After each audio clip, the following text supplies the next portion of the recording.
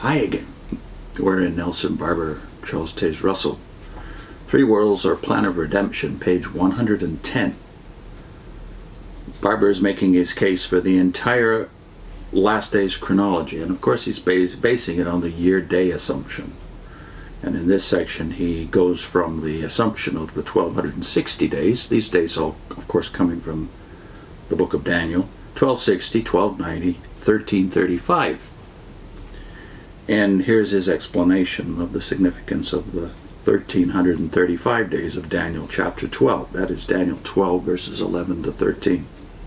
And from the time the daily shall be taken away, and the abomination that maketh desolate set up, there shall be 1,290 days. Blessed is he that waiteth and cometh to the 1,335 days. But go thou thy way till the end. That's given to Daniel. For thou shalt rest and stand in thy lot at the end of the days. The 12th of Daniel, that is the 12th chapter, opens with the time of trouble and the resurrection of many who sleep in the dust of the earth.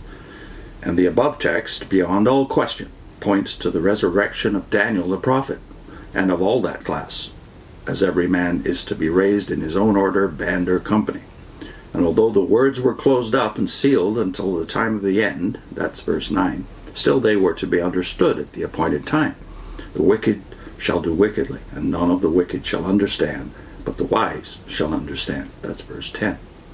And I shall show, Barbour says, that these days cannot reach this side of February 14th, 1875.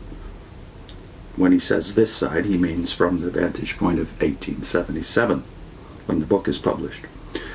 I shall show that these days cannot reach this side of February 14th, 1875, and hence are already ended. But instead of taking up the subject in all its connections, especially with chapter 11, I shall confine the investigation principally to the measurement of the time. By the way, he misspelled principally. He says Christ refers to this abomination as yet future in his day. When ye therefore shall see the abomination of dissolution, that should be desolation, of course, but dissolution is even spelled wrong.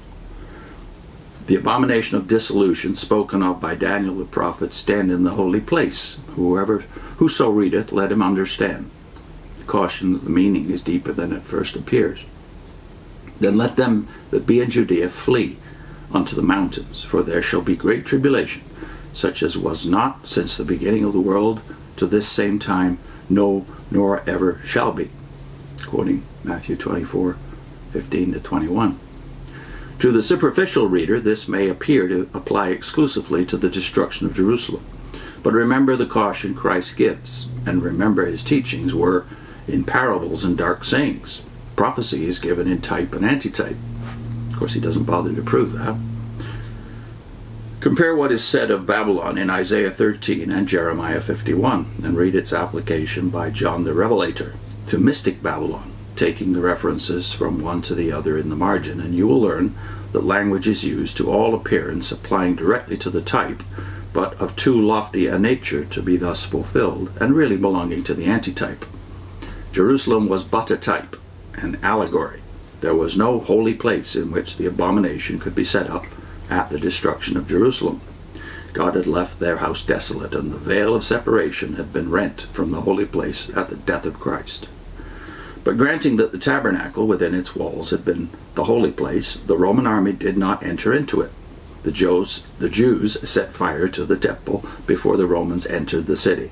But unless you can discern between the letter and the spirit, you will fail here. Know ye not that ye are the temple of the Holy Ghost? The church is the holy place, the temple of God. And the man of sin did not get into the holy place, sitting in the temple of God, showing himself that he is God, and exalting himself above all that is called God.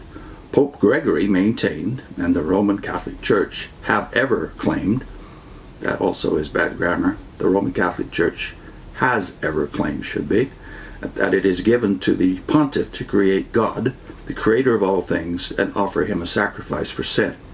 And in the mockery of the holy wafer, they profess to carry out that blasphemous claim. Is not the creator greater than the thing created? I'll put in a link to Daniel 11 and 12, our discussion of it, and how my faith in the Watchtower's interpretive skills in respect to Daniel came crashing down when I realized there's quite a few geographical as well as historical references in those 2 chapters of Daniel, which he's playing fast and loose with here. So a link to that video and the Daniel playlist